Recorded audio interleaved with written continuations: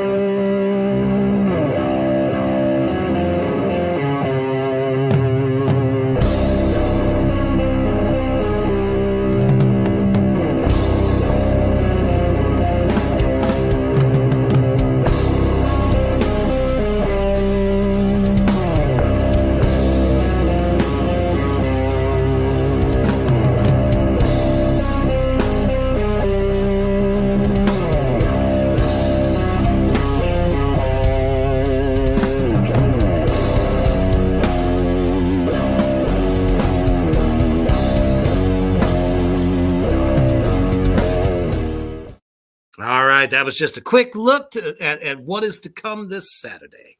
All right, so we have the awesome Babylon Sun. How you doing, brother? I'm doing good for a Thursday. Yeah, absolutely.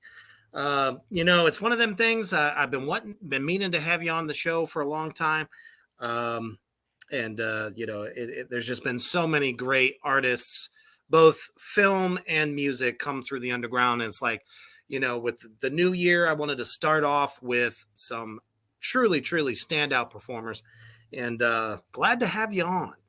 Now, I forget, you're in Arkansas, is that right? Yeah, Northwest Arkansas, for All sure. Right. Yeah, how's in the Fayetteville area. Weather down there? Man, something. The Fayetteville weather here in Arkansas is definitely bipolar. I think last week we had about 2 inches of ice, Holy and crap. I couldn't get out for a week. And then that Saturday, it all melted away by Saturday. And now it's been in the 50s up to as high as the 70s here.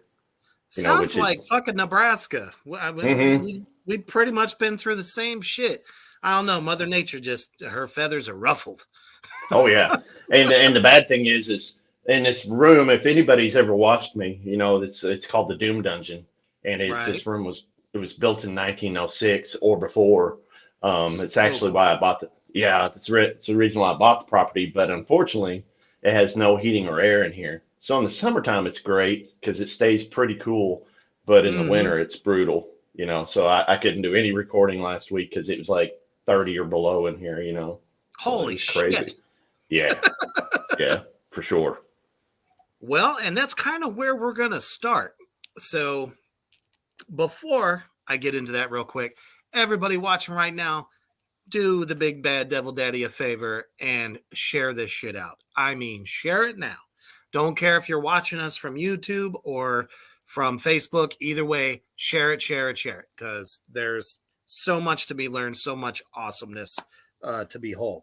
So telling you a little story about when I joined Black Tar Superstar for the first time and was just getting on Instagram because for some reason, somehow, I don't know, it was so crazy because there was already a Facebook, but I never really fucked with Instagram before. So, I was like, oh, well, nowadays you got to have both. And I'm like, okay, cool. So I got us our account on there, and Babylon Sun was one of the first eye-catching people in the Doom community because he would constantly upload these little kind of like playthrough videos, kind of demoing different sounds, different guitars, guitar, bass. Man, and I said, this guy's just got me fucking mesmerized. So naturally, I started sharing his stuff, and he started sharing my stuff. And then come to find out, he's actually got a fucking band. Mm-hmm. Oh, yeah. So we kind of talked briefly before the interview started. Actually, let's take it even back further. Shit. What made you want to play guitar? Oh, gosh. Genetics, for one thing. Genetics. That's an honest answer. It scared the shit out of me. Yeah, it scared the shit out of my parents, and I'll tell you why. Satanic panic. Gosh, this goes back. Yeah, well, in a way, you're right.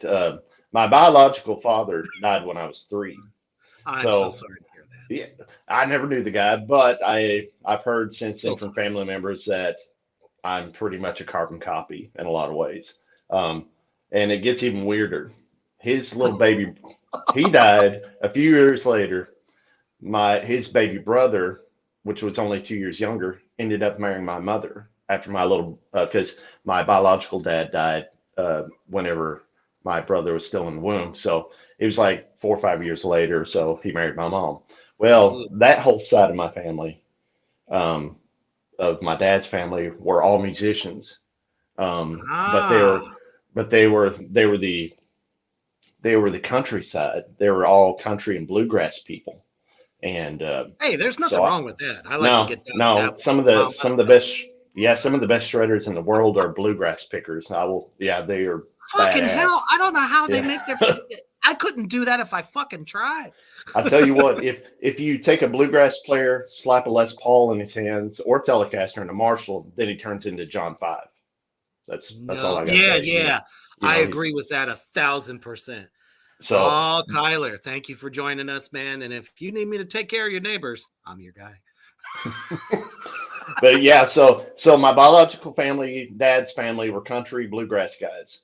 Nice. I did not know this growing up because whenever my dad married my mom, we moved to Arkansas from California because I was born there until I was like 5 or 6. And so we came to Arkansas where my dad's family was in the hills. I mean, these hillbillies, hardcore. And, but anyways, growing up on my mama's side, I did know they were musicians because my grandmother, my aunts and uncles were all rockers and they were drummers. My mother, I definitely get with that. Yeah. So my mom was an artist, but she was a painter. So she didn't do music, but she was a music lover. So about 11 years old, they thought my little brother was going to be the musician. And at this time, I kind of realized that my dad really was my dad, even though it's the only person I knew. I'd heard stories and stuff. And so they'd got my little brother a guitar. He had it for about a week, threw it aside, a few weeks. It's called that trial and error. Yeah. I picked up that little son of a bitch. It was like a little Sears and Roebuck acoustic and just the classic strings this high. And then my mom started freaking out because I started getting really good. I started showing an interest. And and then I kind of find out, I overheard my mom and dad freaking out because they thought I was going to be like my biological dad, which was a good guy, but he loved to drink and party and stuff. And they didn't want me going down that road. And then, but through the years, I kept an interest. It never went away. But my first real love before the guitar was horror soundtracks and piano and classical instruments. Fuck yeah. I was always drawn to that, and I still, in a lot of ways, love that a lot. I play violin, I play piano. Holy shit, that's awesome. I play a lot of things. So that being said, my mother knew what she was doing. She would always bring home these classic vinyls and stuff. Iron Butterfly, ZZ Top, AC/DC. Oh. And then, even though my dad was the country guy, he would get me onto great singers like the Righteous Brothers. And my first 3 cassettes that I ever had that he bought on this little Walmart Grand Prix cassette recorder was the Righteous Brothers' Greatest Hits, Kenny Rogers' Greatest Hits, and the 50s. We all got down to Kenny. Yeah, classic 50s rock and roll, which I was obsessed about. But anyways, my mom would bring that stuff in. My dad would push that stuff on me, so I was getting pounded on in my head. All those styles. Even though I leaned more into the rock side, but I can definitely appreciate all the other stuff. Now, the cool part about my dad is he was a Vietnam vet, so he would also have the CCR, the dark CCR stuff. Yeah. And that's kind of, in my opinion, there's a lot of that CCR, the dark stuff that's doomy as hell. If you get into the deep tracks, it's really dark. So fast forward to I'm old enough to really, in my teens, really start band stuff and everything. Where I grew up, you couldn't get a gig unless it was a country gig or a southern rock gig, which I really love southern rock. So I did that for years. Nothing wrong with it. And was really successful at it. Sold my soul in a lot of ways until I got. But what it did is it allowed me to buy gear, guitars, amps, all these toys. I'd go play these little. They are expensive. I'd go play these little country deals. And but in the back of my mind, or when I would go home, I'd be pulling out the Sabbath, the Dio, and jamming with that, the Led Zeppelin, and be playing that in my bedroom, And then after years of playing that stuff and playing several shows, there was a while there for a long time I was doing a lot of southern rock gigs to where I was hardly home, that kind of thing, and got burned out. And then I quit for about 6 years. And then about 6 months before COVID hit, some of the boys that I grew up with, my bass player, said, "Hey, let's do some blues rock. We'll just come over and hang out and this, that, and the other." And I said, "Okay, if I'm going to do that," because I hadn't been in it, I hadn't really played guitar at all for a long time. I said, "I want to do it. I want to go down this road. I don't want to be a cookie cutter. I'm tired of selling my soul. I want to do what I want to do for once." So it's like I said, I want it. If we do it, I want it to be this bluesy, hardcore bluesy, almost like swamp blues. And if you can envision like Black Snake Moan, where they're in the bar and everybody's dancing and swaying like snakes and cobras, said I want that groove, but then I want to inject some White Zombie grooves into it. So I want this to be like bluesy stripper music, That's what I told them. And they said, okay. So we started writing, and then my drummer goes, "Man, you know what that is?" And I said, "No, I'm just trying to find my way, this stuff I've heard in my head for myself." He goes, "That sounds a whole lot like doom metal. Do you know what that is?" And I said, "Nope." And at that time I hadn't really dug into any of it, it was around, but I was never around it. Whenever like Sleep was around and that kind of thing, I was more into the Megadeth, and that kind of stuff. And I didn't Nothing really, wrong with that though. I didn't really make a connection. I wish I had it, because things probably would have been way different by now. But he introduced me. He goes, "Get on YouTube, check out Steve Reese from Does It Doom and Jason Johnson, Fuzz Lord Effects. Check out these dudes." And it's like, okay. And my God, I was hooked, because it might not be as technical as what I used to do. I got a funny story, and it'll make you cringe, because I know your background. There was I got into it, and the reason why I like doom, sludge, stoner, whatever you want to call it, to me, it's just old rock and roll, like rock, RAWK. It's like it's the dark side of rock and roll. It's me. So Essentially. I hate putting labels on it. It's if it moves me, and a lot of that doom stuff does, and sometimes it's just a power chord or one note, and it's like so primal. It's how it's done that Hmm. creates this atmosphere of allure. And what really makes doom metal, because most people equate Black Sabbath with the godfathers of heavy metal. Very fucking true. But they were also basically the creators of doom metal. Doom has always been a thing, and we could talk about that. Go back to the 60s. There were some bands that were kind of already doing this. They just called it acid rock at the time. But Hmm. it's the way it's done and what the lyrics are about that make doom what it is. I would agree with that for sure. Now for the cringy part. So during the late '90s, once I was never I had the drive. I had the drive to be a guitar player, but I was left-handed. A lot of people didn't know I was left-handed, but I was left-handed playing right-handed. Oh no, left-handed So players. so yeah, exactly. So I was already part of the devil right there, Holy shit, left-handed. Tommy And Stewart from Black Doomba Records. Thank you for sweet. joining. Holy Sweet. I love crap. Tommy stuff too. He's another guy. He doesn't know it. He was another big influence. Once I started going down this path, I ran across him. And it was like, oh, okay. And I think I even hit him up and said, hey man, do you got any suggestions about what kind of music I need to be listening to? Because I want to get into this world. I did that with Jason and Steve too, and a whole bunch of other people. And I was like, well, check out these guys. These guys. And I went down the rabbit hole and I've never come back. And I probably never will. Um, that I being don't think we said, ever will. No. no, this is who I am. This is who I always was. I don't even know what the word I let things happen so I could, like I said, make money, and that's horrible. But I needed to make money to buy gear because, like you said, gear was not cheap.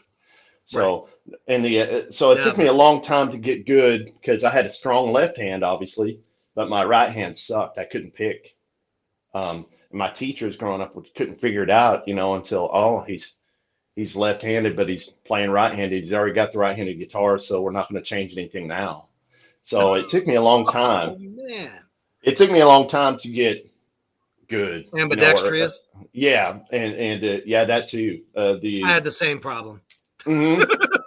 And so during that time, when I started getting good, I fell in, and this like it's gonna make you vomit in your mouth. I got into the bands like Dream Theater and all that Oh, sweaty. Yeah, I know. oh God damn it. Uh, I worshipped at the altar of Petrucci for a long time. Now, wait a minute. That's not Yeah, necessarily a bad guy to idolize. yeah. I mean, technically wise speaking, Hmm. his music knowledge, theory and all that stuff, awesome. Dream Theater. Ah. Yeah. Gosh. Now looking back now, I can't listen to any of it because it gives me a headache. You know. See, it's Yeah, it's and like the Black Plague or something. hmm so I got into that world, and so I missed so many cool bands, of like the doomier styles because I was all Mr. Snobby. If you can't play like this speed or this technical, it's no good garbage. Which was such a the wrong thing to do. I went down the wrong path. You know. Yeah, I can relate to that after 20 years of just blast beats and death metal. Hmm. I was like, that's what's going, that's what's hard hitting, there's nothing heavier. And then black metal came along and totally changed my whole outlook. And then it's like, I'm 46 now. I can't keep doing it. I want to go back to the beginning. Yeah, and that's what I did. Like I said, once my band members pushed me back out of retirement and got me into this, Hi, there's Kelly. been no turning back, and thank God they did because I was on the verge of selling all my gear and just Oh, retiring, no, and never playing again. So never. and then COVID hit, so we all know we all got Ah, locked down, and the band's been through so many different different people now, mainly we all, drummers. The main constant is myself and the bass player. But it's kept us separated for a long time. When I never yeah. got it, I never got sick, but those guys kept getting sick over and over Oh, again. Man, that first round was ridiculous. Mm-hmm. But yeah, it's but we're getting back on track. We're trying to slowly but surely getting some momentum again because we're doing singles right now, and as soon as we get enough, we're going to try to do a compilation of that. Maybe try to even push out some cassette, even though it's not. It's getting popular, but I want to do it because that's from my past. I want cassettes, and I feel that. I feel that because I was right there with you, and a lot of the people probably watching right now, even my brother Kyler and Kelly over there, probably all used to get down with the fucking cassettes. That's all we had growing up, And then CDs came out. It's like, what the fuck is this circle disc? Yeah. Kind of reminded you of computers. It's like, oh no, the future. Technology. And then everything went digital, unfortunately. Yeah. But anyways, so yeah, man, I definitely can relate to that. And I actually think that COVID, and I said this in all the early interviews I ever did for Black Tar Superstar, I said COVID was the best thing to happen to metal because it forced us to talk to the people and talk to each other. The internet was all we fucking had. And like I said, that's how I found you. That was what, almost 4 years ago. Yeah. And it's it did wonders for the underground. Finally. I would agree. We had no idea there was that big of a community. It actually opened up in this town, Fayetteville. Fayetteville was always the music town in our area. It started off, it was like blues, and then it did the whole hippie thing, jam band stuff. But now it's starting to grow a metal scene, all the genres, not just one genre. There is all kinds of stuff sprouting up here, and we're on the edge of Oklahoma, and it's bleeding it from Oklahoma and into my side of the world too. So it's really awesome. I've been going out and seeing some really cool bands that drive from Texas or further away to come play in Fayetteville, and it's been blowing my mind. It's been awesome. It's like getting a chance to be old enough to go see the cool bands back in the early 80s, I feel that, Tommy. Yeah. What Tommy say? I didn't see it. Oh, he said, I get that. I ended up making my whole album during COVID. And that's what Black Tar Superstar did. We got together right before it hit. And then we were like ready to go. And COVID locked us down. And we were like, fuck. So we just started recording on Instagram Live and, Babylon Sun. You did that too. Yeah. We all did it. And that's how we knew of all these new great bands we never knew of before. And that's one other thing I would like to say about COVID is the fact that, it shut down, unfortunately, a lot of great venues that could not recover. So it's like, if you can't play anywhere cool in your state, you're kind of forced to go out regionally where there is a cool place to play. So now it's like, it's forcing us to put our music out outside of where we live. So it's not really a horrible thing. I mean, yeah, it costs a lot of money to drive and all that stuff, but in a way, kind of a dark blessing. And, that people that would have never known about you unless they knew about you online can now see you live in their hometown. So kind of a cool thing. Yeah, I'm looking forward to that. I'm hoping to hurry up and get this album done so we can maybe push it and get out, stretch our legs, and go play some shows, and that kind of thing. You guys are definitely off to a great start. And you can find the current stuff on Spotify at Babylon Sun. Definitely check it out. Please follow him. Yeah. There's two things that happened with COVID, the whole band thing, and then, like you're saying, I got into that demo stuff. I had another page, and I still have it, but it's morphed into something else right now. It was called Doom Dungeon Riffs, that kind of thing. And that took off a whole life of its own about this room, because it's got, like I said, it's a cylindrical room. You can get a full band in here, and it's a rock room that was like a castle tower, but they've chopped off the top and and put a roof over it now. And it's kind That of like I is said, so fucking metal. yeah, and it's what sold me for the property. As I stepped in here, I'm an old fashioned soul. I was born an old man, You and and me both, brother. and stuff. So we bought it, and like I said, it was our wine cellar. And then COVID hit, and I said, "Man, we got to get out of that garage because I have a big shop building that we were in." I said, "Sounds horrible. Let's get in here." And thankfully, my woman's like, "Okay, yeah, you can stick your stuff and go play in your little rock room and stuff." But yeah, and it's It's where not we the where we man cave, it's the Doom Cave. yeah, the Doom Dungeon. Yeah, for sure. Even Uh, better. the You should and probably what's hang like some, chain handcuffs, like the old school medieval style. That'd be yeah, bad. I need to do a run through of what I do have hanging up. I have swords and stuff hanging up, and all kinds of what do you call that? Oh geez, I'm You have drawing a an blank. altar to Tony fucking Iommi right there. Yes, got Y'all can him. see it in every video he puts out, and it's like he just illuminates in the background. I Yeah, love so it. Absolutely we love this place used to belong to some guys into a family that were into the Masons. So there's all kinds of that idolatry on the Oh, property. Some weird shit. Like there's wow. rocks out in the property that I found a couple of rocks that are the shape of coffins that have white crucifixes paint on it. And there's like a lot of like I said, a lot of Mason stuff around here where they put their symbols and stuff all over the house. I need to do a rundown of the house. See, that's Built really tonight. interesting because I Yeah. might be able to help there. I've been a Mason for about 10 years, and I'm an esoteric Mason. That means I look back further. So I would be really interested in that. Yeah, I'll send you a photo of that coffin rock thing is under. Oh, I gotta see it. It's pointed. It's right underneath the base of a tree. Unfortunately, the tree died last year, but the tree's about over 200 years old, a black oak tree, and it's at the Holy base of the tree, shit. pointing exactly. I can't remember.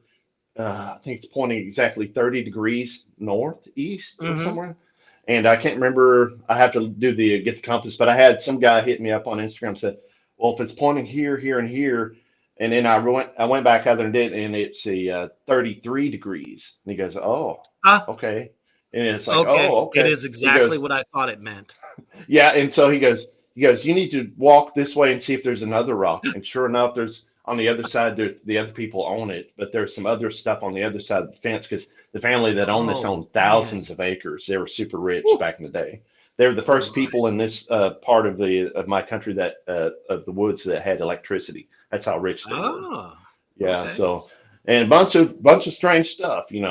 This is a weird house for sure. But yeah, so it brings influence. Yeah. And what's weird is up until my grandfather was the last Mason in our family, and I have all his stuff. Whenever my aunt died, she had a lot of his stuff. It was a bunch of weird stuff, that I have no clue what it means, but I need to check it out. All you got to do is ask me, brother. I know everything. For sure. So I'm definitely going to get that your way, those photos, and let you see that. It's crazy. The rock is about 2 feet long in the shape of a coffin, and on the coffin is a white cross. It's the strangest thing. I've got a little bit of trivia for the band name. So when we were writing these songs, I was trying to beat in my brains, what we're going to call this thing. Well, one night I had this hardcore dream, and I woke up at the whatever they call the witching at the 3:30 in the morning with a whisper in my ear, Babylon Sun. No shit. True story, and it stuck. It freaked me out because it was as clear as day. It came out of a dream. Babylon Sun. I mean, us here at Three Witches Entertainment, that's not weird to us. The witching hour, or the devil's hour, as they like to call it, is 3 o'clock. But anything basically between 3 and 4 a.m. is the highest kind of contact with like spirits and stuff like that. So not surprised. Not surprised at all. And actually, I think that's badass. I can honestly say, years ago, before Black Tar Superstar got going, like right before that, I had a dream that we were on stage and somewhere, in front of all these people and just rocking out. And lo and behold, that's what happened. Right. So, yeah, that's awesome, man. And it makes a lot of sense. Babylon was always looked at as like the bad people, that kind of thing. So, I like it. It makes a lot of fucking sense. Absolutely. Yeah. I'm also Agreed, into Michelle. Yes, the veil is thinnest at that time, but even more so on Sam Hain. Yeah, gosh, the whole this album is all based on it's conceptual. It's all about we love that. Babylonian folklore and nice. About like the demons and the monsters, the gods or whatever, So each song has a meaning. We have the two out right now. The Nebuchadnezzar was obviously about him. Some crazy stuff. If you listen close, there's a lot of Easter eggs on that song if you listen to the words close enough. And also too with the Golden Dawn. That's back when I got into once I found that Mason stuff, I really dug into that and then dug into the Aleister Crowley stuff. Which was a weird research. It really freaked me out. I absolutely love the argument. Was he actually taken through the degrees, or was he just appointed? To this day, I think Masons don't want to say, especially nowadays, that he was taken through the degrees. He was not just an honorary like all the other historians want to say. So that's cool, man. Yeah, definitely. Yeah, definitely read if you want to get freaked out or make yourself feel weird, read some of his poetry stuff. I have. Oh my gosh. His poem to Lucifer is tear dropping. I love it. I mean, look at me. I'm a poster child for Satanism. Yes. I mean, before the cocaine, he was fantastic. After the cocaine, forget about it. So I feel that. Awesome. Well, before we continue on through here, we have another release from Reaper's Underground Productions Management. Coming out tomorrow is Poopin' God's new album from all the way Berlin, Germany. And it is called Mommy's Little Helper. Let's check that out.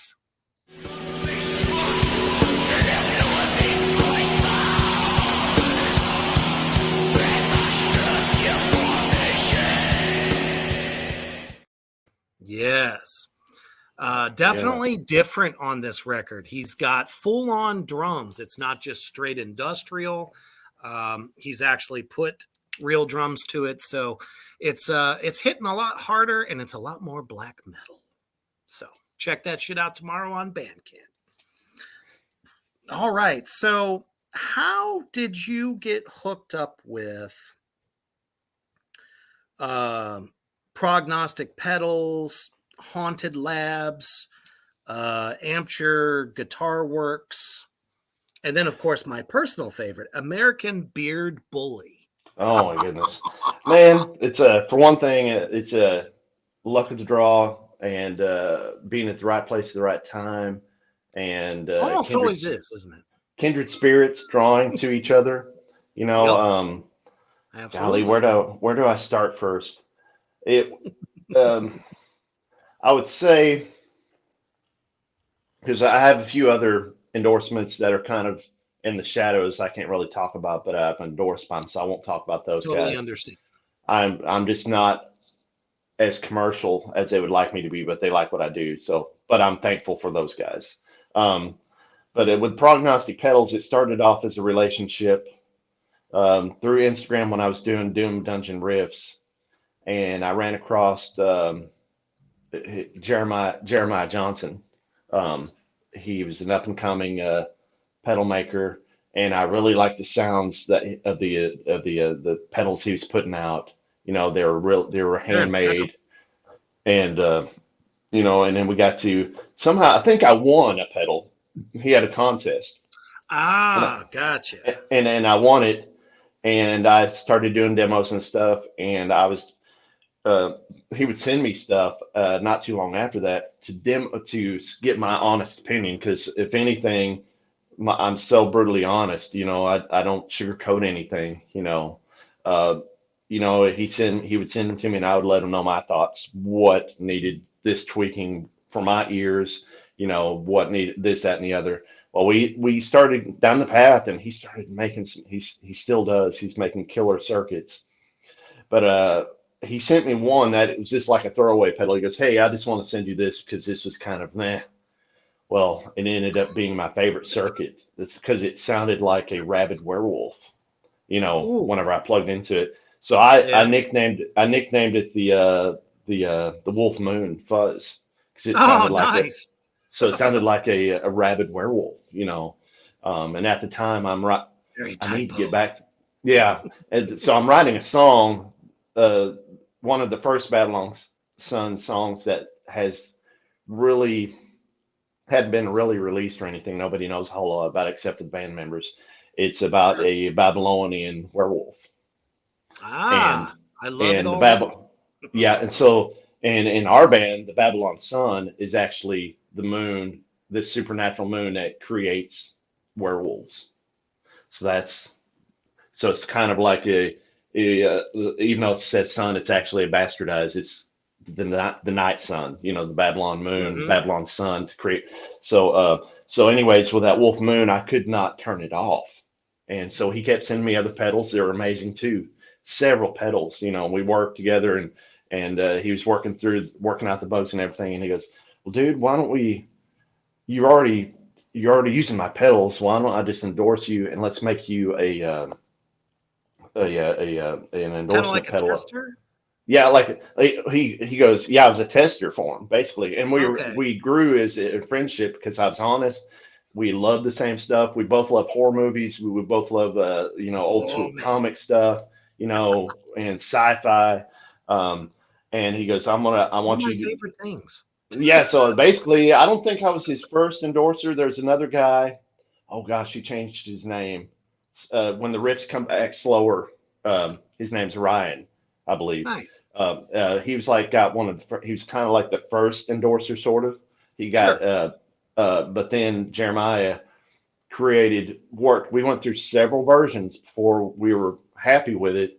And then it became the Babylon Sun Fuzz, which has the artwork from the Stephen Yoyada.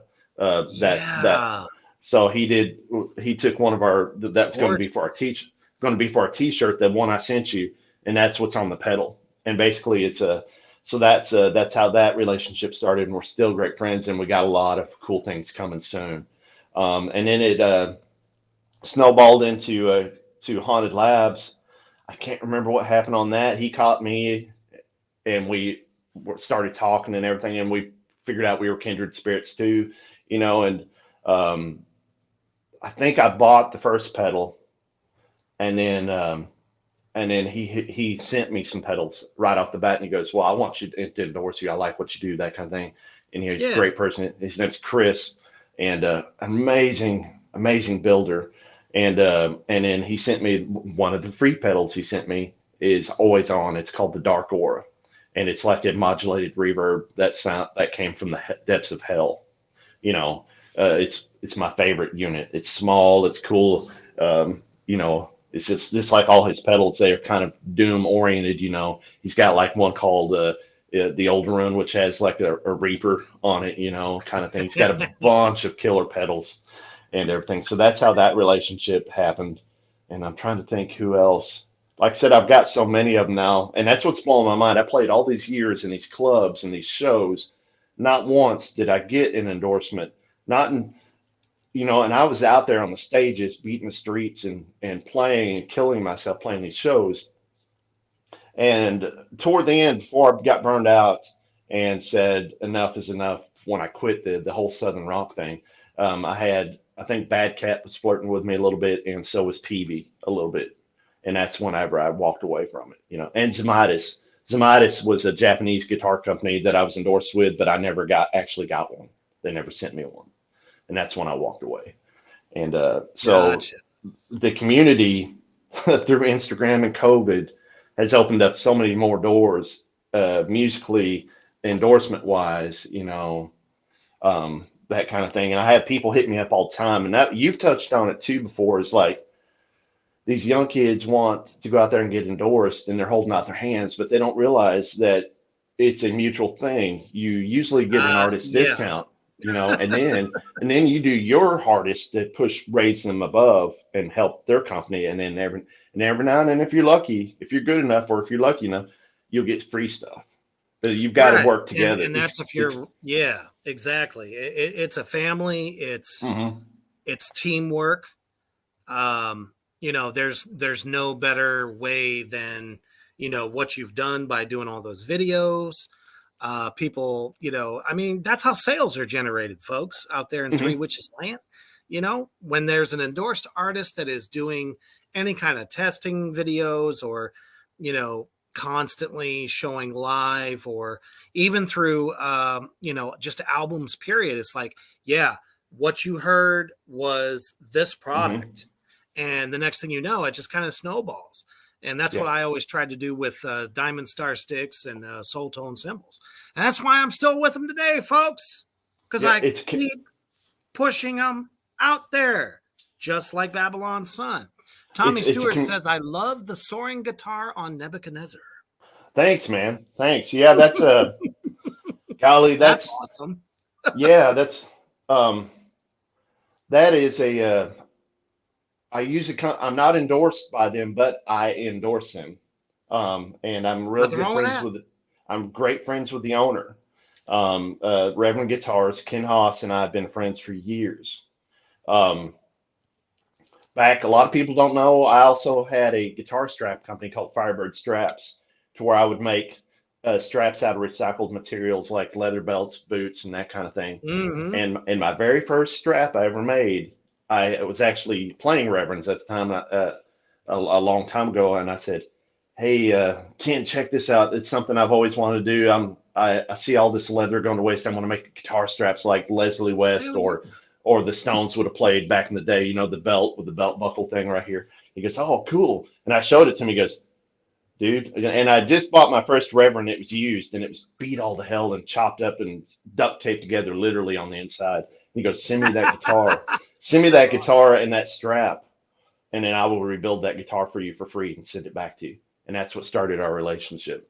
See, I endorse people. I endorse people that aren't assholes, that believe in their artists and work just as hard as the artist should. And that goes for everything. Corporate style, that kind of thing. Yeah. And that's what I love about them. Even though their guitars are made in Korea now, they still try to keep the prices down to help the ordinary person afford to buy their. And that's why they went there, so they could keep their prices down. So the average Joe, which Joe Naylor was the founder of Reverend Guitars. Average Joe. To get these things in their hands. And I'm hoping one day to get an endorsement. That's my dream guitar is a Reverend guitar of some sort, get a Babylon Sun guitar of some sort. Hell yeah. Speaking of guitars, Kyler asks, what kind of guitar does Babylon Sun use? Do you have a favorite setup and look? Like I was saying, the whole Reverend thing, and it's going to be funny because even though it looks like a Telecaster, they're not Telecasters. I play a series of them called Flat Rocks and Chargers. They have Telecaster style bodies, the shape sort of, but they're usually humbucker guitars, and they have this technology called bass contour, where you can dial the bass contour knob and make your humbucker sound like a single coil or a P90. So I use them because the ones I use, the older versions, they have big chunky necks. Like I said, I don't think I said it on here. I'm a fairly big guy. I have big hands. So I like a big chunky piece of wood in my hand, just like Peter Steele, but that's not phallic. No, but yeah, I like Reverend guitars, but I also love strange guitars. That this whole also too, I kind of missed all this. when I started Babylon Sun and I started doing Dungeon Riffs, I decided that I was going to use gear that everybody mocked, and I was going to make music, good music with instruments and gear that people laugh at. So I haven't pulled out any of my Marshalls, any of my Paul Reed Smiths, any of my Strats, or any of that, which I still have all that from the Southern Rock days. I haven't pulled out the hardcore name brands, and I've been using. I built this with a friend. It's a JTM 45 clone that's super modded. So it's a Marshall hand wired that I built with some friends close to 30 years ago. Because I'm an electronics guy, technology guy too. Got this thing. It's a PV, and then all the rest of my stuff, for the majority of it's PV. And one of my main cabs is a golly, was it 1969, 68 Sun cabinet with, I don't know if it's any relation, but on the back, and it's old, has stenciled the name Mayhem on the back of it. Man. So who knows? Who knows? But I love. Wouldn't that be sick? Yes, it would. So I use old amps that everybody makes fun of to make my music. I don't know why PV gets such a bad rap.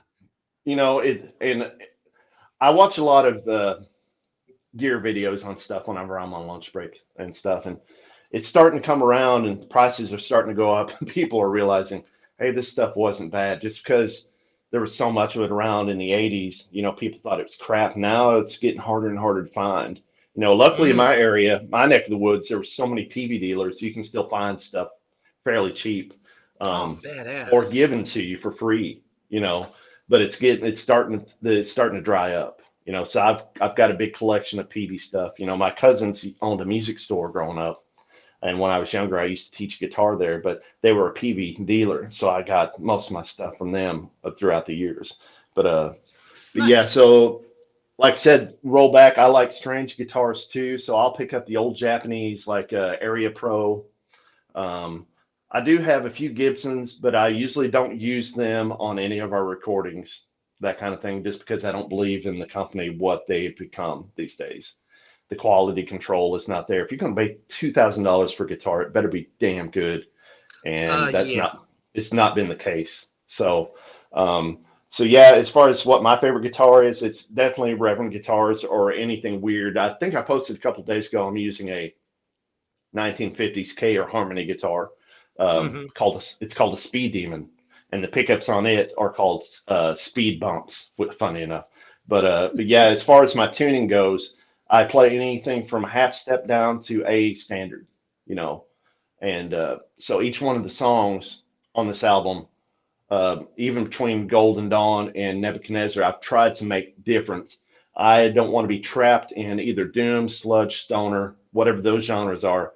I'm going to do, if I want to do some kind of metalcore song, I'm going to do that, and that's on the list. Man, to good do. For I'm going you. I'm going to have each. I'm going to touch all of it. I'm going to be sticking my fingers in all of it. Just because I love it. And I wish everybody in this genre would think that way. Everyone, right. And I said this about a year ago before I left Black Tar. Everyone is trying to sound like Sleep.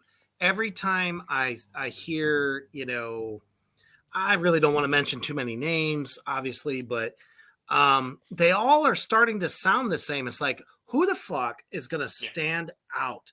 And that's why anything I play on, it's not going to sound like any of those other bands because, people want to listen to something new, something that's fresh.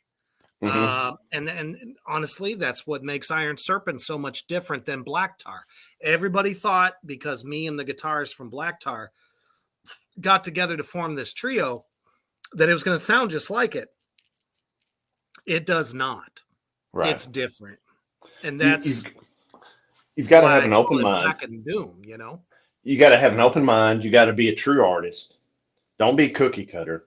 You got to do what makes you happy. Like saying, whenever I got out of the Southern rock, country rock world, in that genre, all the artists were out for themselves, would cut your throat if you turned your back on them.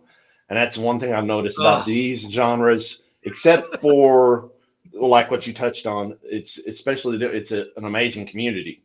It is. So and But you there and are you purists. yes, and I'm not. I am a Babylon whore to metal music. So if it makes me happy, I'm gonna fucking play it, and I don't care if you like it or not. Hell yeah. If you do dig it, I dig it. But if you don't, this passion is for me this time in this part of my life. So I've stayed away from listening to Sleep. I've stayed away from going back and revisiting Sabbath because I don't want anybody to say, oh, you're just ripping out those riffs. All those riffs that you see me play on these videos or in my songs, I just started noodling on my guitar. And it's like, oh, okay, that's cool. I'm going to do this, this, and this. The only thing that kind of threw me back whenever I think it was Nebuchadnezzar, whenever when we released that, all these people go, man, you sound just like Black Label Society or Zakk Wylde singing. It's like son of a bitch. And I'd never listened to Black Label. As a matter of fact, throughout those years of Zakk Wylde's, I didn't listen to it except for when it was force fed on the radio with No More Tears. Right. And nothing against Zakk or anybody, or Black Label. I try to stay away from those type of bands so that people don't go, you're trying to copy. Yeah, for sure. And let's be real. Black Label's sound has changed. I don't know how many goddamn times. Mm-hmm. They were never the same on every single record. It was night and day between a lot of them. So for them to say that, maybe that was just the closest thing that they could maybe, I don't know, reference that kind of sounded close. Yeah, they said. But people do that all the time. They said it was a Black Label doom band, is what I sounded like. So it's like, and I felt bad because I hate the sound of my own voice, and so I said, "Oh God!" So Zakk sounds sort of like me. It's not bad. No. You do not sound like, oh yeah. There's nothing like that on your stuff. So why would they even say that? I don't know. But I do have some plans on doing some like the guttural stuff. That's something that really intrigues me. So I'm wanting to, and the next couple songs coming out, I want to do that. Go for it. For that stuff. So I'm getting ready. I've been training on that too. So like I said, I'm not a purist. I'm an artist. So I'm so glad you said that. Mm-hmm. Mm-hmm. Because so many listeners out there feel that you have to sound a certain way. You have to sing a certain way. Riffs have to be a certain way to fit a specific box that they like. Now, that's the record company's fault. And I also think that it's the radio's fault because they just push these, what I call niches.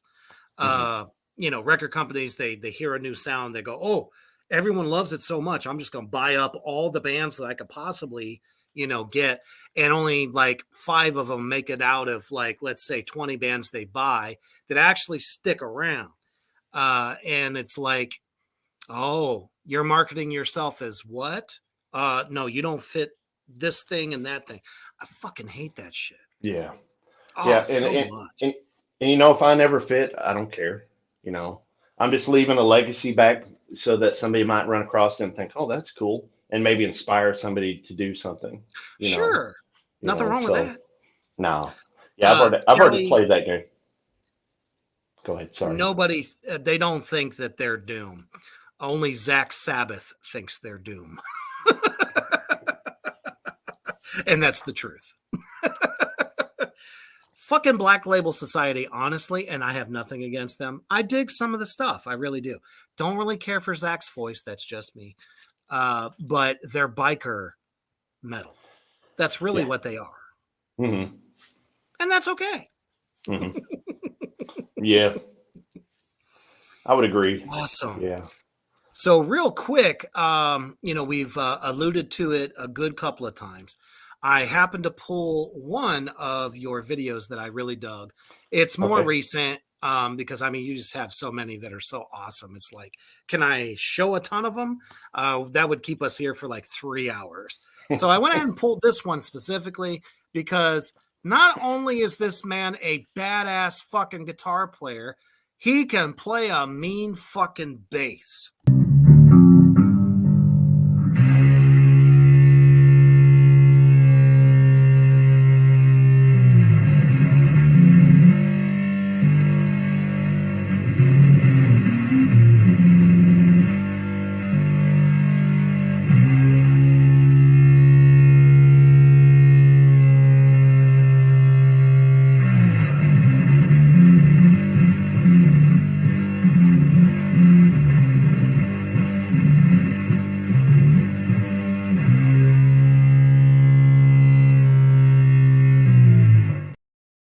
Could you imagine if Geezer Butler had that kind of fuzz on his bass back in the day? Oh Holy yeah. shit. Lemmy So, is looking down upon you going, fuck yeah, man. what's funny, during those years when I've struggled to be a guitar player, I still struggle with this right hand being fluent enough. I would get accused of my licks being bass player licks when I played the guitar. And, What? yeah. And early on and stuff. And that's cool. That's interesting. I did teach bass later on in my mid 20s, whenever, and stuff. But I didn't really get passionate for it until this. It's like I'd always wanted to get back to it, but I never felt the genres I was playing in back then that I liked it. But my main influences that I look up to, that I always kind of looked up to, was Geezer Butler, Jack Bruce, Oh, yeah. and those kind of cats, Lemmy, and then we touched base, especially whenever Peter Steele came around. Oh, shit. I absorbed that up. And funny story, and I'll give him a shout out because he's already, he may already be, I'd say he's already a better musician than I am. It's my nephew. When he was like 11 or 12, he wanted to learn how to play bass. So at the time I had a pretty kick-ass bass, and I was pretty fluent on it, and I'd learned a bunch of, just for my own personal, I'd never played out or anything. I learned a bunch of typo bass lines, and so I played them. Shit. I started teaching him these bass lines, and that little shit absorbed it. Not only did he absorb it, he became a musical historian. So he would go and say, well, who was his influences? And he'd go back, who's his influences? And he would learn all those styles. So now he's like this super badass musician. He's in near Dallas right now. He plays in a band that's really successful right now called Wooden Earth. If you guys haven't checked them out, check out Wooden Earth. They've opened up for Matt Pike. They've opened up for Crowbar. Oh, damn. And these kids are like in their 20s. But that's That's my awesome. kids are my greatest achievement, but he's my son too, because in a lot of ways, he's Sure. my first son, and down this musical journey especially, and I'm so proud of him. But he is a beast of a musician. If you get a chance to check out Wooden Earth, their band is phenomenal. And it may not be everybody's taste, but they're real doomy, a little bit faster doomy. But their singer is a drummer, and he can sing like Jeff Tate from Queensryche. Holy shit. He is a Really? bad Goodness. motherfucker. And these kids aren't totem poles on stage. That was always my big deal. Whatever show, if I was a country rock or southern rock guy, you better be putting on a good stage performance, along with the good music. You got to sell the look. People are watching you. It's not only just for your ears; it's for visual, in my opinion. And in Wooden Earth, they're all over the place. They're putting on a good show all the way around. So, yeah, let's definitely not have that. I don't know what to call it. That glory to fall to the wayside. So many of these bands nowadays don't really put on a show. And it's one of the bands that I particularly love, that every single time they go out, they put on a real fucking show. The aesthetics are amazing. Behemoth, King Diamond, yes, the musicianship is fucking amazing. But if you don't have something, even like imagery, at least, on stage, you're not so much a performer as you are just I'm here to kick your ass and see you later, bye. That was the problem I always had with Down. And I love Down. Down is fucking amazeballs. But stage show wise, there's not much.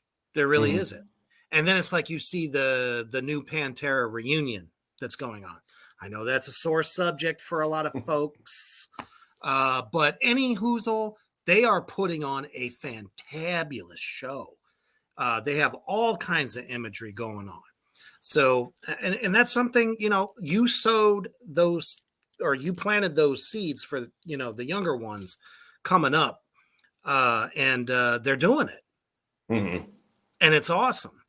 So I think us older musicians, we're getting up. We've been road tested and rode hard, but damn, we still fucking do it. So if the youngins can take that torch and keep moving forward, you're going to keep seeing some seriously awesome shit.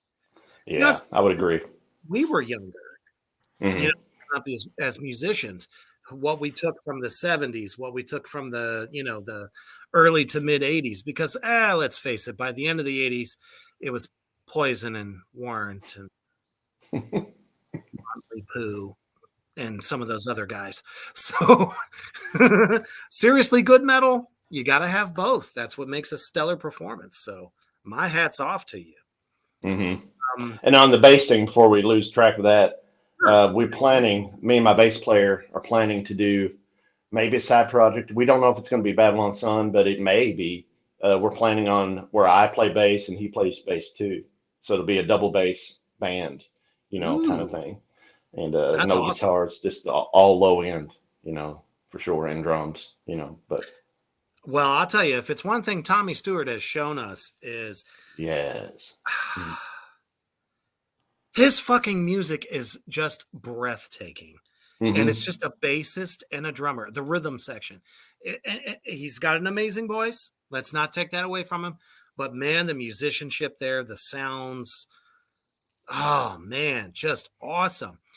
So many people I'll never forget. I was in a death metal band once, many moons ago, where we didn't have a bass player for the longest time. And all these like gurus in the business were like, oh, you guys are fucking amazing. But you're missing the lower end. It's just not there. Mm-hmm. And we're like, everyone is loving what we're doing. And our guitarist at the time was playing like a 7-string or an 8-string. So you were getting like really low notes within those riffs. You know what I mean? So it's like, fuck what all these people say and think and believe. If you love it, there's a band out there right now that's just a guitarist, vocalist, and a drummer. 2-piece band. And they're fucking huge. I wish I could remember the name of them. I see them on Instagram a lot. People are always like showing their live videos. But they're fucking killing it, man. So if you believe in it, you love it, you love the way it sounds, you test it on people, see what they think. Man, they'll be like, oh, you got a killer fucking band. How many guys you got? 2. Oh, yeah. You know what I mean? So right. I look forward to hearing that. Mm-hmm. Yeah, Tommy, man, I probably drive him nuts because every time he posts, it's always awesome. It's like I'm on there hitting. It's like, oh, yes, hitting those like buttons and shit, and those vinyls and stuff, all those killer vinyls, posters and all the artwork and stuff. Yeah, it's when I grow up, I want to be Tommy Stewart. Speaking of Tommy just said, oh, man, thanks. It's not for everybody. Back of the class only. We're Unicorns of Doom. Any band like what you're talking about, somebody will like it.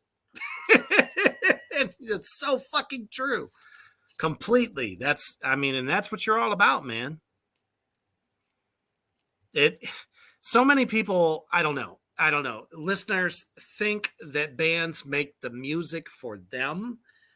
Honestly, as artists, it's what we're feeling. It's what's coming out of us on fucking tape. That's what's happening. And if I felt that way with Black Tar Superstar, going out there and people are like, oh man, your fucking shit is amazing. Blah, blah, blah, blah, blah. I'm like, dude, we're just doing what we love to hear. Right. Same. It's not necessarily, of course we want to, but then at least I can speak more. I have to do this. Or it drives me crazy. You see? No, I feel that. Man, when Deathslinger and I got together to do Iron Serpent, that was the same thing. Those tracks were about to be thrown away. And we're like, nope, there's a reason we did them. And sure as shit, people are digging it. I'm just blown the fuck away. I'm like, shit, I just didn't want them to just get wasted. Right. And lost forever. I'll throw this out there too. I'm a big gear nerd, and if there's anybody watching that is even Very interested much in my sound, hit me up. I'm an open book. I don't hold secrets back. If you want to know a certain tone, what I did, this, that, or my bass player, what, just hit me up. We're nerds about that stuff, just like everyone else. It's like Yep. one of my favorite things to do, and you're going to start seeing a lot more. I love going into thrift stores and finding old broken equipment and making noises. From little Hell kitty yeah. keyboards, to metal Oh, bowls. it reminds me of that video you did the other day. Yeah, so I've got one right here. I'll take this thing. Cost me $2.99. I haven't drilled it yet. I haven't drilled it yet, but you can take like an 1/8-inch drill bit, and it fits on a cymbal stand perfectly. And but this is the tone. Yeah, shit your pants on that. I just did. I gotta change my devil drawers right now. But I do stuff like that, and there's a lot of that stuff on those 2 singles out. To where you hear something and it's not what you think it is. It's probably a candy dish or a soap dish or a little throwaway toddler keyboard. If it makes noise, you can make music with it. If it's got a vibe. I'm trying to think if I got anything else cool. Tyler says, "Do it again, do it again." And you wouldn't believe how many. There's going to be some collectors that are going to shit themselves whenever I'm cutting into like these $100, $200 collectors items. But I don't care. I'm getting them cheap. Man. They're from the '60s. These bowls. Here it goes. Now then, it's like, but you can get this.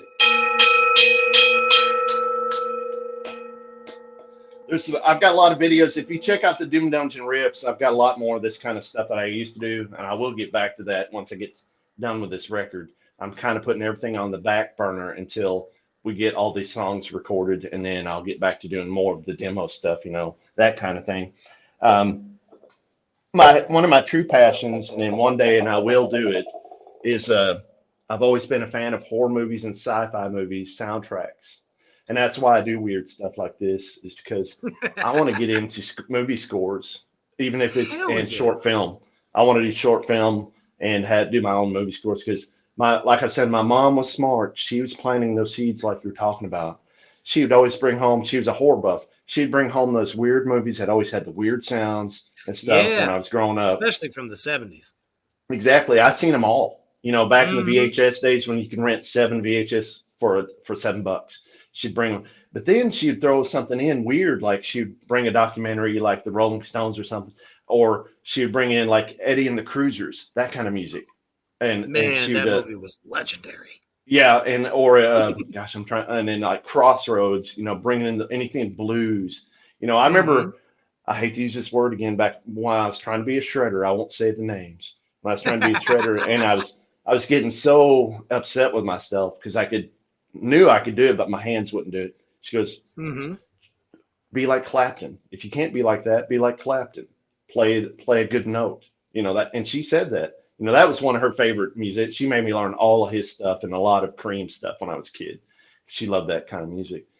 She said, you can be a slow hand. Another big influence is David Gilmour. I'm big influenced by him.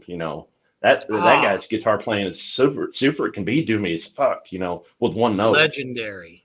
So, but yeah, if anybody ever hits me up or wants to know what kind of gear, most of the stuff that you're hearing on the videos, I'm not using the Sun Cab right now, even though it sounds phenomenal. I picked up this old vintage Randall cabinet from probably the 70s or the 60s.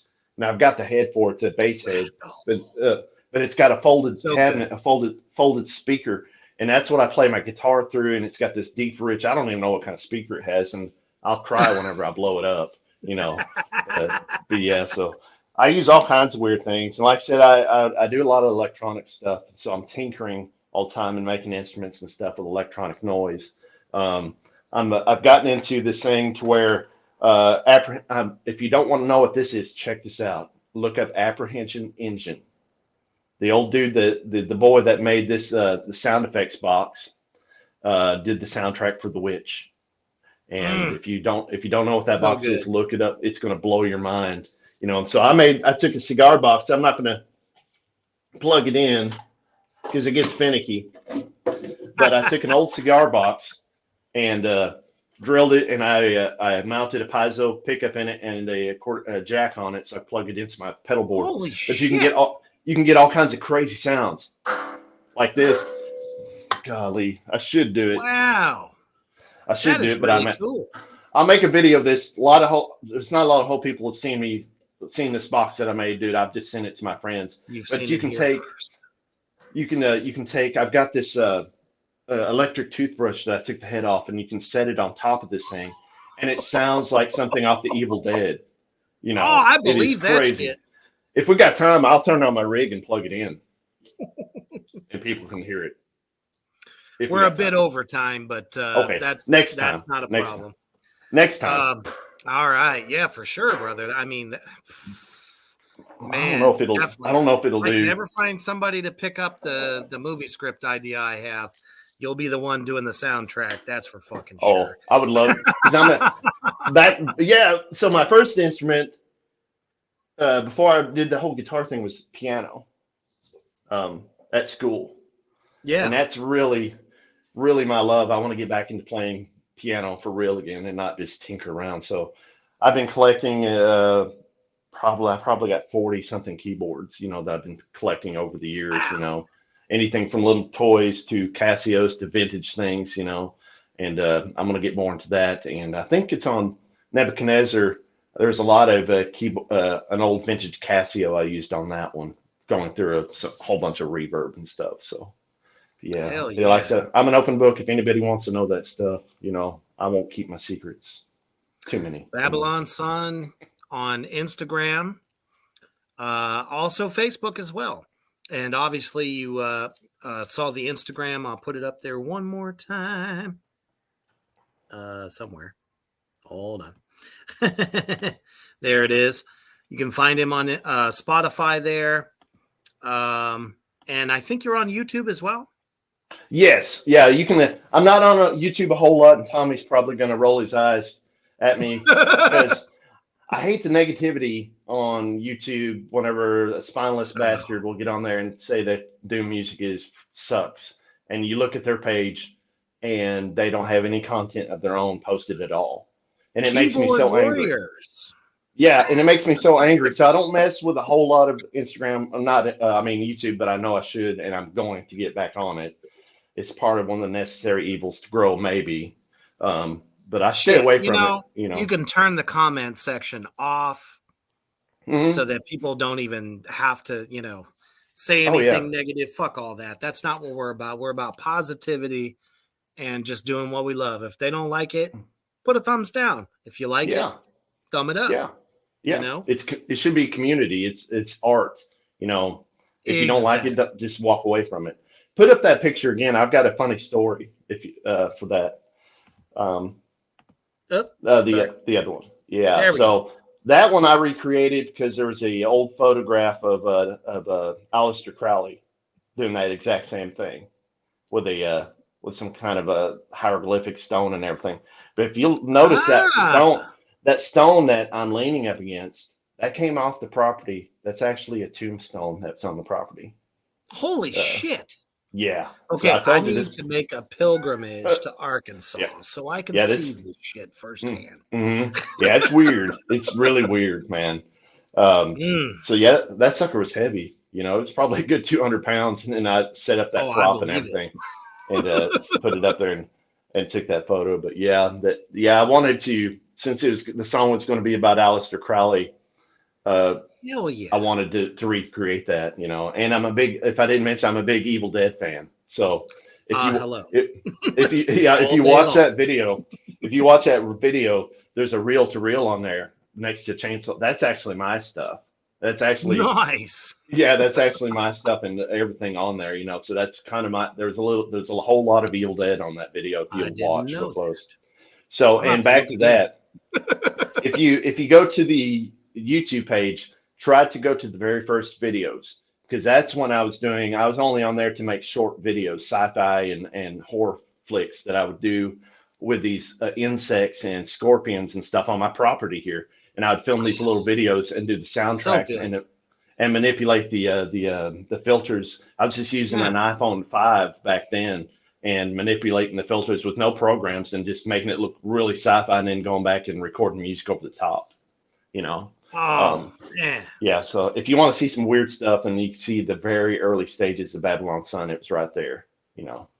Definitely, we'll check that out. And the movie stuff for sure. Yep. Yeah. So let's get into the final segment of the show. Obviously, you know that horror is one of the biggest things about the underground. Not just music, but you know, it's definitely a big part of my life, especially, you know, the modeling stuff as well as acting. So what's your top 3 favorite horror films of all time? Oh, okay. So, and hopefully it's not too generic, but it's the ones that touched me the most because I seen most of these when I was super young. I mean, hey, that's what counts. The Exorcist is my number 1. Salem's Lot, the original, is yeah, absolutely. Will go, and then I have so many, but it's God. The number 3 usually changes, but I'm going to go with the number 3, and any one of these on any particular day, but definitely The Exorcist is the one that marked me because I was about 7 when I seen that. My mom was Catholic, so I was raised up around that, so it was like that really scarred me. But I loved every second of it, and the music. That's one of my first piano pieces I learned. I was going to bring that up. But I love Halloween because the music too, the very first one. But I would say the other one, the whole demonic thing is what really gets me. I've got another story after that, but I would say it would be the original Amityville Horror. Nice. So those 3 are those are the ones I always recommend. Of course, there's so many others, you know, throughout the years. Golly, now that I'm older, this is going to be hilarious. I have a zombie phobia. I can't watch The Walking Dead. I can't watch Night of the Living Dead like I used to as a kid. I can't watch The Last Man on Earth or any of that stuff because it gives me nightmares to where I'm punching in my sleep. So my wife, she gets hit all the time. So she doesn't allow me to watch any of that stuff. But I can watch a demon movie, a vampire movie, a werewolf movie. I'm good. You throw up The Walking Dead on there, and then I'm killing people in my sleep. And that's awesome. And that all started back in my mid-20s. For some reason, I was watching the Walking Dead when it first came out, and I was really digging the first couple of seasons. And all of a sudden, I started having these nightmares, and in my arm, it's like my hand is possessed like Ash's hand in Evil Dead. It's like punching people. I've even punched myself, and I know it's fixing to happen. I know it sounds weird, and I can feel it happen, and I can't stop it. My left hand has a mind of its own whenever I get into one of those sleep dream things. So, yeah. So that's my. But then again, you know, I used to love all the zombie stuff, like the original Night of the Living Dead, Day of the Dead, Dawn of the Dead. I loved all that stuff. You know, growing up as kids, I would absorb it. You know, there's so many B movies, you know, that I would watch too, and like even in the I guess the late '80s, '90s, like The Unnameable, that kind of stuff. Warlock and that kind of stuff, you know, I was all into that. So many of them. Like I said, my mom would rent at least 7 movies a week of horror flicks, and we would watch them and then take them back and get whatever by time. And then we'd watched all the movies that the place would have back in the Curtis Mathis days. I don't know if you've heard of that story. Yeah, so we would rent them all, you know. So I would say, yeah, definitely. And there's times I would say the Exorcist can sometimes get me if I watch it by myself, just because it's a whole nother story in another episode. We grew up in a haunted house with a lot of paranormal activity. So it kind of scarred me. So anytime I think of fucking Linda Blair floating around, you know, I have to get up sometimes in the middle of the night and check things out, turn on the lights. You know. That's how I feel about the Exorcist 3. The first one, I mean, it just makes me smile. Mm-hmm. But part 3 was just particularly a little bit more, I don't know, brutal. was that the one with Skarsgård in it, or the Brad Dourif?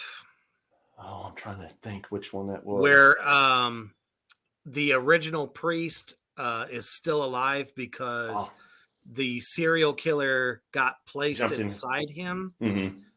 Oh man, there's just moments in there that just freaks me the fuck out. Mm-hmm. Yeah, I love movies like at the same time, you know. Mm-hmm. So I definitely know what you mean. Yeah, you know, it's like it makes the hair on the back of your neck stand up. You know, sometimes on certain scenes. You know, and especially for me, since I witnessed a lot of stuff growing up in this house. The long story short, in this house, my parents had it blessed several times because of activity going on. You know, so. And that didn't make things worse. So, and then whenever my mother passed away, my dad was living by himself. It didn't take but like a month for him to decide to sell it off and get out. For sure. Yeah. So, but yeah. Well, you know, if you're people like us that will actually take the time to speak with those spirits, sometimes you find out that it's not necessarily a bad thing. They just want to be heard. They want to be acknowledged, and you know. Sometimes they actually can be a good thing. Yeah, you know, and it affected it's a little rough.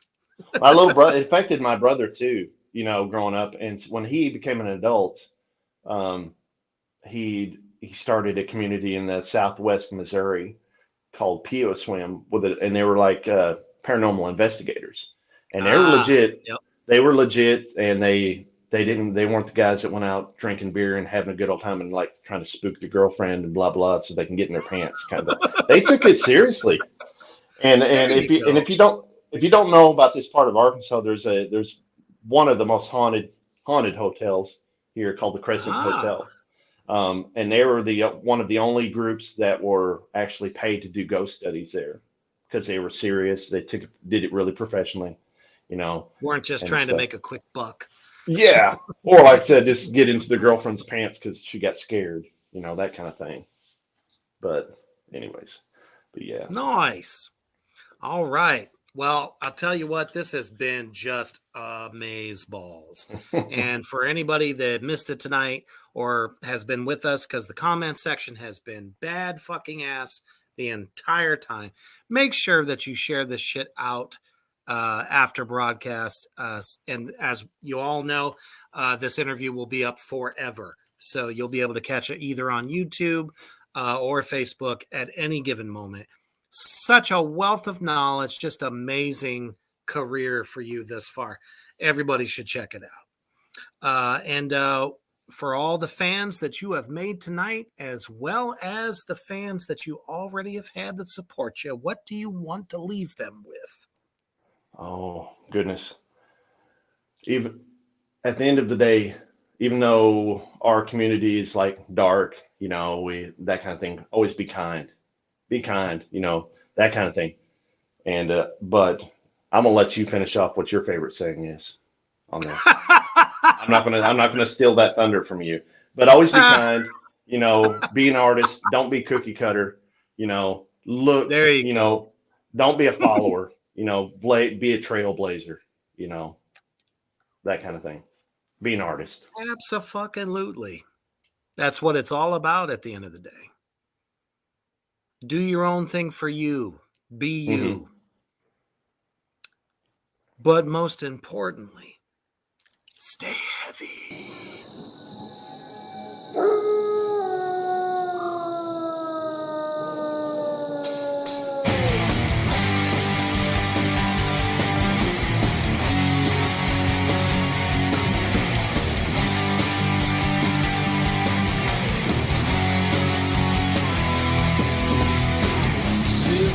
Riding in this wasteland, left us some bleach to burn.